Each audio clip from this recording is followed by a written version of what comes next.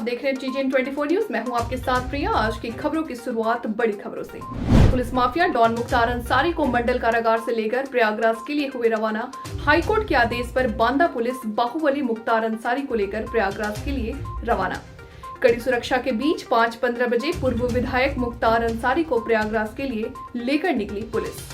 Money laundering के मामले में बाहुबली मुख्तार अंसारी को कोर्ट में आज होगी पेशी। पेशी के दौरान ईडी कोर्ट के समक्ष बाहुबली पूर्व विधायक की रिमांड की कर सकती है पेशकश। मामला बाहुबली पूर्व विधायक मुख्तार अंसारी से जुड़ा हुआ है।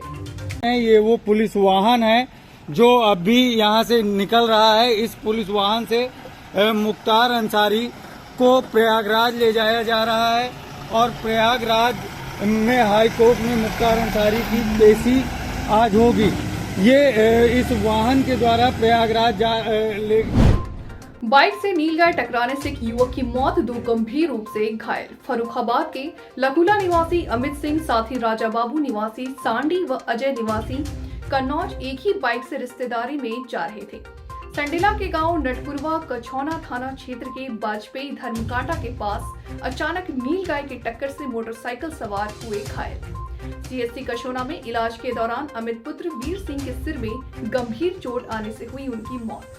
पुलिस ने मृतक के शव को कब्जे में लेकर 2 गंभीर घायलों को हरदोई के मेडिकल कॉलेज में कराया भर्ती। क्षेत्र में नीलगाय बढ़ने से आए दिन हो रही है काफी दुर्घटनाएं।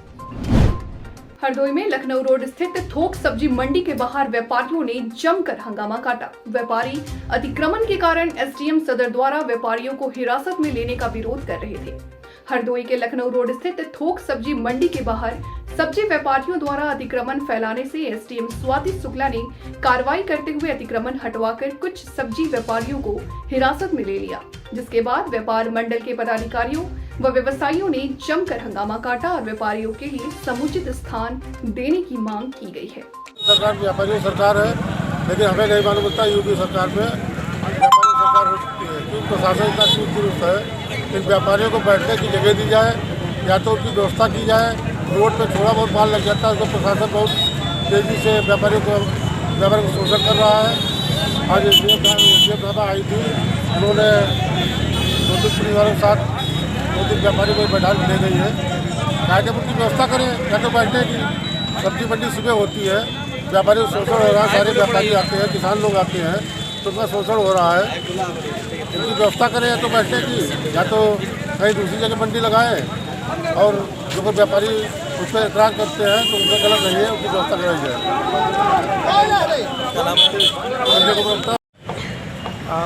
ये प्रकरण जो है सब्जी मंडी हरदोई का है। आपको विदित होगा कि जो मंडी के अंदर की व्यवस्था ये खुद ही ध्वस्त कर रहे हैं।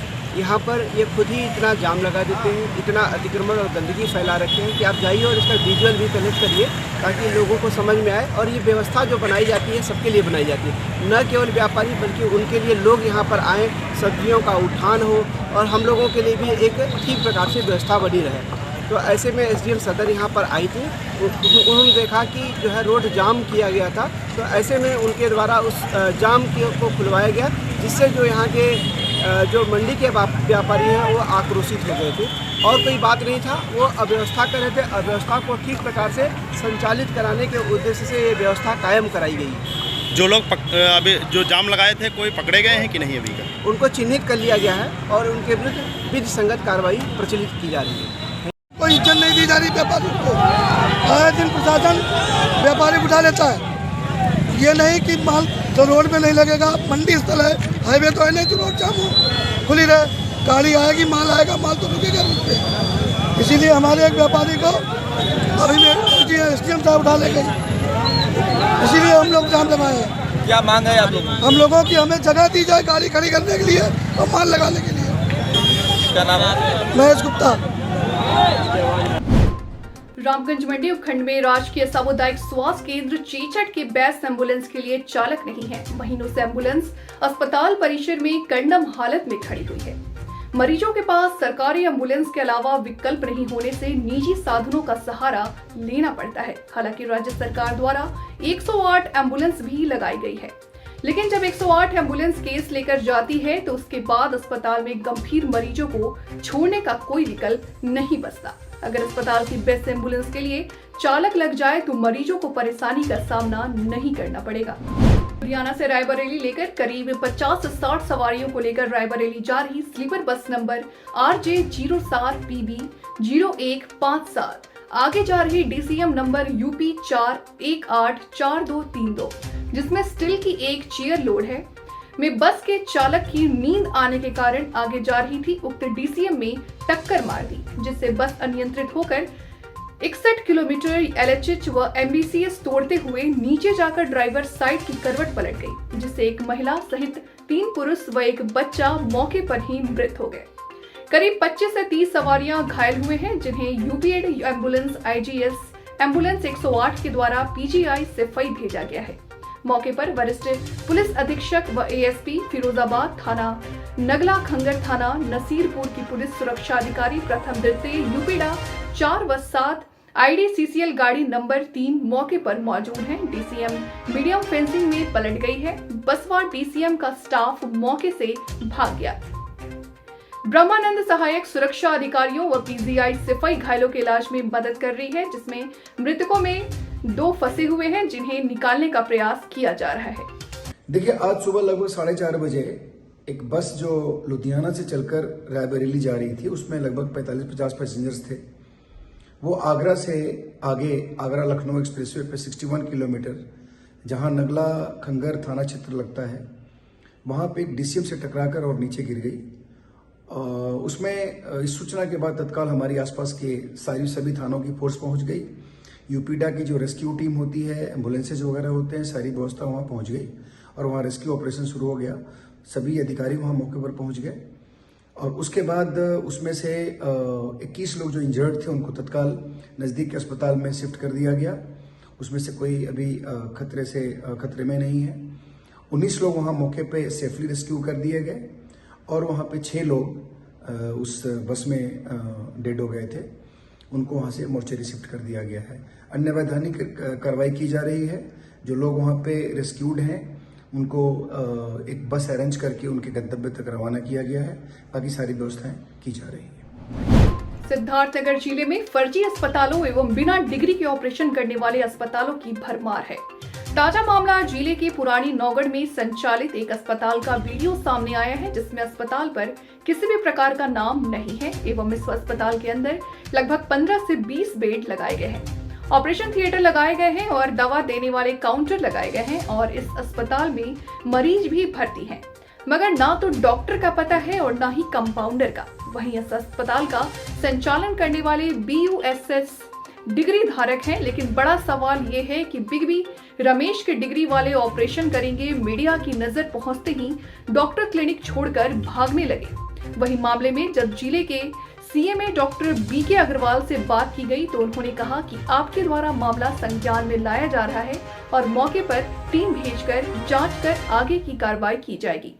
लेकिन बड़ा सवाल ये है कि विभाग की अनदेखी में बिना डिग्री के ऑपरेशन करने वाले यह अस्पताल व डॉक्टर कब तक मासूमों की जान से खेलते रहेगा।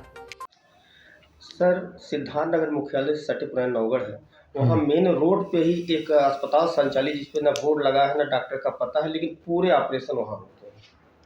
कार्रवाई क्या है? मुझे इस बारे में अब तक कोई जानकारी नहीं है। आपने बताया है तो मैं इसकी जांच कराऊंगा और जो भी उसके अनुसार कार्रवाई करेंगे। चलने नहीं देंगे इस तरह के अस्पताल को। आपने बताया तो इसको जरूर कार्रवाई करेंगे। आपने जो नोडल अधिकारी उनको भेज करके इसकी जांच कराते हैं। सर, ऐसे अनट्रेंड डॉक्टर मतलब लोगों के जीवन से खिलवाड़ कर रहे हैं, कितना बड़ा मामला है? बहुत बड़ा मामला है, लेकिन हमारी भी कोई लिमिट है, हमारी भी कोई क्षमता है। जो शिकायतें मुझे मिलती है उस पर मैं कार्रवाई करवाता हूँ और अपनी टीम है उसको भेज करके इस पर भी कार्रवाई करवाएंगे। सर और जैसा ऐसे मुख्यालय पे कई अस्पताल अवैध चल रहे हैं, उसके बारे में क्या कार्रवाई करेंगे? जितनी आप जानकारी देंगे उसके खिलाफ जरूर कार्रवाई कराएंगे। आपसे जो भी जानकारी मुझे मिलेगी और जहाँ से भी जानकारी मिलती है, कल भी हम लोगों ने 2 अल्ट्रासाउंड बंद करवाया है, तो उसमें कार्रवाई करेंगे। मुख्यमंत्री सामूहिक विवाह योजना के अंतर्गत 322 जोड़े बुधवार को परिणय सूत्र में बंध गए। कार्यक्रम का आयोजन बांदा शहर के राजीव गांधी डीएवी महाविद्यालय में हुआ। चित्रकूट धाम परिक्षेत्र आयुक्त जिलाधिकारी दीपा रंजन, सदर विधायक प्रकाश त्रिवेदी, नैरणी विधायिका ओम मनी वर्मा, महिला आयोग सदस्य प्रभा गुप्ता, पूर्व चेयरमैन राजकुमार राज एवं अन्य लोगों ने दूल्हा दुल्हन को आशीर्वाद दिया। बांदा में मुख्यमंत्री सामूहिक विवाह का आयोजन किया। सभी विकास खंडों के जो पात्र लाभार्थी जोड़े हैं,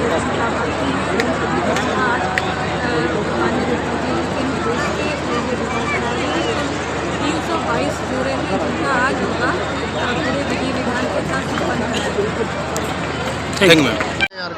ये उत्तर प्रदेश की योगी सरकार की महत्वाकांक्षी योजना मुख्यमंत्री सामूहिक विवाह योजना के अंतर्गत आज जनपद बांदा में ये बांदा नगर में सामूहिक विवाह का कार्यक्रम है। इसमें पूरे जनपद से पृथक पृथक बुंदेलखंडों से 322 जोड़ों का आज सामूहिक विवाह का कार्यक्रम है, जिसमें दहेज का पूरा सामान, 35,000 रुपया नगद के रूप में FD कन्या को सरकार अपनी तरफ से और भोजन साथ सारी व्यवस्था देख रहे हैं। सब कुछ सरकार स्थानीय जिला प्रशासन के द्वारा सुव्यवस्थित ढंग से 322 जोड़ों का विवाह संपन्न। नगर मंत्री जतीन पारिता के नेतृत्व में विधायक रामनारायण मीणा को महाविद्यालय की समस्याओं के समाधान को लेकर दिया ज्ञापन। इटावा अखिल भारतीय विद्यार्थी परिषद के कार्यकर्ताओं ने राजकीय महाविद्यालय इटावा के समस्त छात्र शक्ति के साथ मिलकर पीपलदा विधानसभा विधायक रामनारायण मीणा को MA की क्लास प्रारंभ करने के, भूगोल इतिहास की क्लास प्रारंभ करने वालों के खिलाफ प्रारंभ करने व रेगुलर स्टाफ महाविद्यालय में रहे इस मामले को लेकर अखिल भारतीय विद्यार्थी परिषद नगर मंत्री जतीन पारिता ने बताया कि कोटा से 80 किलोमीटर के दायरे में राजकीय महाविद्यालय इटावा में एकमात्र है, इसलिए यहां से दूर दूर तक के बच्चे आते हैं। इन बच्चों को अच्छी शिक्षा मिल जाए और उन्हें दूर न जाना पड़े। गाड़ियों का रोजाना जाम होना आम बात हो चुका है। नगर पालिका निगम चिरमिरी MCB जिले के सबसे बड़ा निगम क्षेत्र कहलाता है, लेकिन क्षेत्र के मार्गों में बनी दुकानों और मार्गों से जुड़े सब्जी भाजी की दुकान के पास आए दिन किसी भी समय गाड़ियों का जाम होना आम बात हो चुका है। चाहे वह छोटे वाहन हो या बड़े वाहन, गाड़ियों का जाम हमेशा देखा जा सकता है, जहां पर यातायात पुलिस के होते हुए भी जाम होना आम बात है, जिसके चलते स्कूली बच्चों को आने जाने में, एम्बुलेंस इमरजेंसी आने जाने वालों के लिए भी कोई रास्ता नहीं है, जिसके चलते इस क्षेत्र में आने वाले बड़े वाहनों का समय निश्चित होना चाहिए, लेकिन शहर के बाहरी बार आ जा सके, लेकिन ऐसा देखने को नहीं मिलता है। कारण आए दिन इस क्षेत्र में गाड़ियों का जाम लगा हुआ देखा जा सकता है, चाहे वह सुबह हो या दोपहर हो या शाम हो। जिलाधिकारी कुशीनगर रमेश रंजन द्वारा पर्यटन थाना का उद्घाटन पुलिस अधीक्षक कुशीनगर धवल जायसवाल की गरिमामयी उपस्थिति में किया गया। पुलिस कर्मियों से रूबरू होते हुए पुलिस अधीक्षक महोदय ने कहा कि बुद्ध स्थली कुशीनगर देश दुनिया के पर्यटक स्थलों से प्रसिद्ध है। यहाँ हर साल बड़ी संख्या में देसी पर्यटकों के साथ साथ विदेशी पर्यटक भी बड़ी संख्या में आते हैं। पर्यटक थाना पर्यटकों की समस्याओं को समझकर उनका निराकरण करने पर आधारित थाना होगा। इसका कार्य क्षेत्र पूरा जिला होगा। कहीं से भी पर्यटकों को असुविधा संबंधी जानकारी सामने आने पर पर्यटक थाने में पुलिस मदद करेगी। उन्होंने कहा कि जनता की पुलिस से बड़ी अपेक्षाएं होती हैं, जिसमें पुलिस के कर्तव्य निष्ठा के साथ पालन करना बेहतर पुलिसिंग की पहचान है। पुलिस कर्मियों को कर्तव्यों के पालन का पाठ पढ़ाते हुए कहा कि आप लोग समाज के हर अंग के साथ मिलकर काम कर लोगों के बीच से पुलिस के डर को दूर करें। क्षेत्राधिकारी कश्यप कुंदन कुमार सिंह के संचालन में नव आयुक्त थानाध्यक्ष अजय कुमार पटेल के आभार व्यक्त किया। इस अवसर पर कई लोग मौजूद थे।